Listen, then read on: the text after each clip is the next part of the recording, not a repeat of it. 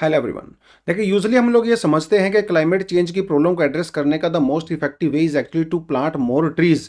लेकिन recently I came across this video जहां पे ये बताया गया है कि जो एफॉरेस्टेशन दुनिया भर में हम लोग कर रहे हैं, actually that is not the best solution.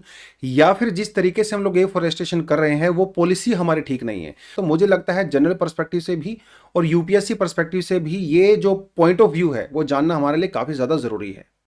इस वीडियो में इन्होंने ना चिले का एक बहुत शानदार एग्जांपल दिया है। चिले में बेसिकली 1974 से लेके 2020 के बीच में 1 मिलियन हेक्टेयर से भी ज़्यादा का ट्रीज लगाए गए थे, लेकिन उसके बावजूद भी चिली में जो प्रॉब्लम थी क्लाइमेट चेंज की कहें या फिर फॉरेस्ट फायर की कहें, वो प्रॉब्लम दूर नहीं हो पाई है। तो उसके पीछे जो है इन्होंने कुछ रीजंस बताने की यहाँ पे कोशिश की है। एक तो चिले में एफॉरेस्टेशन के लिए जो मेजरली फंडिंग दी गई है वो एक्चुअली फॉरेस्ट्री इंडस्ट्री के लिए दी गई है, जहां पे कमर्शियल एक्टिविटी होती है। वहां पे क्या होता है कि वो पेड़ पौधों को 5-6 साल के अंदर काट देते हैं, लेकिन क्लाइमेट चेंज के लिए या फिर कहें कार्बन को सिंक करने के लिए एक पेड़ को बहुत लंबे समय तक रहना चाहिए और उसको अपनी फुल लेंथ तक जो है उसको सर्वाइव करना जरूरी है, तभी वो बहुत सारी कार्बन को सिंक कर सकता है। 2011 के अंदर भी एक बोन चैलेंज दिया गया था, जहां पे ये कहा गया कि 2030 तक 350 मिलियन हेक्टेयर से ज्यादा हम लोग all over the world afforestation करेंगे, या फिर जो जो पुराने फॉरेस्ट हुआ करते थे, जो डिग्रेडेड हो गए थे, उनको भी दोबारा से रीस्टोर करेंगे।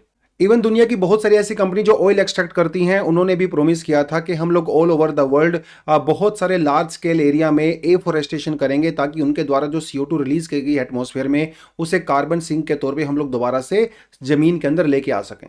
चिले के अंदर सबसे बड़ी प्रॉब्लम यह हुई कि वहां पे प्लांटेशन कंपनीज को जब कॉन्ट्रैक्ट दिए गए थे, उन्होंने बहुत सारी प्लांटेशन ऐसे एरियाज में भी कर दिया जहां पे पहले से इंडिजेनस फॉरेस्ट हुआ करते थे, उनको काट के उन्होंने वहां पे प्लांटेशन कर दिया, क्योंकि वहां पे उनका कमर्शियल बेनिफिट हो रहा था। देखिए, एक जो इंडिजेनस ट्री होता है ना, वो एक नॉन नेटिव ट्री के कंपैरिजन में 40% से ज्यादा कार्बन सिंक करता है। दूसरी बड़ी समस्या यह है कि प्लांटेशन में हम लोग यूजली पाइन ट्रीज को या फिर यूकलिप्टस ट्रीज को इंक्लूड करते हैं, लेकिन ये दोनों ही बहुत ज्यादा फ्लेमेबल होते हैं, बहुत जल्दी आग पकड़ लेते हैं। तो जो भी कार्बन ये स्टोर करते हैं over a period of time, वो दोबारा से एटमॉस्फेयर के अंदर चली जाती है। एक प्रॉब्लम यहाँ पे ये है कि बहुत सारा फॉरेस्टेशन हम लोग वहां पे कर रहे हैं जहां पे बेसिकली उसकी जरूरत ही नहीं है। तो जैसे आप अफ्रीका की बात करें तो जो सवाना लैंड है, which is a grass land, हम वहां पे ट्रीज को प्लांट कर रहे हैं। तो सवाना के अंदर जो वाइल्ड लाइफ होती है, जो कि ग्रास लैंड पे सर्वाइव करती है, अभी वो ट्रीज वाले एरिया में सर्वाइव नहीं कर पाएगी। और ग्रास लैंड्स में बहुत फ्रीक्वेंटली फायर भी लगता है, तो ये ट्रीज बेसिकली वहां पे सर्वाइव नहीं कर पाएंगे, और बहुत बार जो वाइल्ड फायर होती है वो भी इनको डिस्ट्रॉय कर देती है।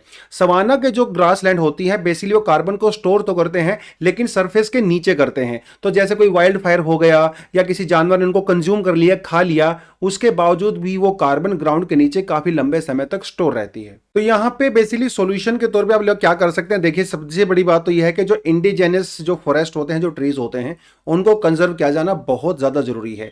तो रादर देन आप बाहर से लाके फॉरेस्टेशन करते हो नॉन नेटिव ट्रीज का, उसकी बजाय आपको यह करना चाहिए कि जो फॉरेस्ट आपकी कंट्री में पहले से थे, जो डिग्रेडेड हो चुके हैं, उनको कंजर्व करना यहाँ पे ज्यादा जरूरी है। क्योंकि over a period of time क्या होता है, उनको कंजर्व करते हो ना, तो बहुत सारे बर्ड्स के थ्रू या विंड के थ्रू जो सीड्स हैं वो और जगह जगह पे जो है ट्रांसपोर्ट हो जाते हैं, और वो जंगल नेचुरली तरीके से ग्रो करने लगता है, वो नेचुरली तरीके से बढ़ने लगता है। तो ये स्ट्रेटेजी बेसिकली यहाँ पे ज्यादा बेटर नजर आती है। उसके अलावा अगर बीच बीच में ऐसा लगता है कि कुछ पैचेस रह गए हैं जहां पे पेड़ होने चाहिए, वहां पे हल्का फुल्का प्लांटेशन या थोड़ा सा ट्रीज वगैरह हम लोग ग्रो कर सकते हैं, लेकिन लार्ज स्केल पे एफॉरेस्टेशन करना हर चीज का एक्चुअली सॉल्यूशन नहीं है। तो ट्रीज वहां पे नहीं लगाने चाहिए जहां पे वो पहले से नेचुरली नहीं ग्रो कर रहे हैं। दूसरा, जो नेटिव ट्रीज हैं उनके ऊपर हमें ज्यादा फोकस करना चाहिए, क्योंकि वो कार्बन सिंक को ज्यादा इंटेंसिटी के साथ करते हैं rather than the non native trees.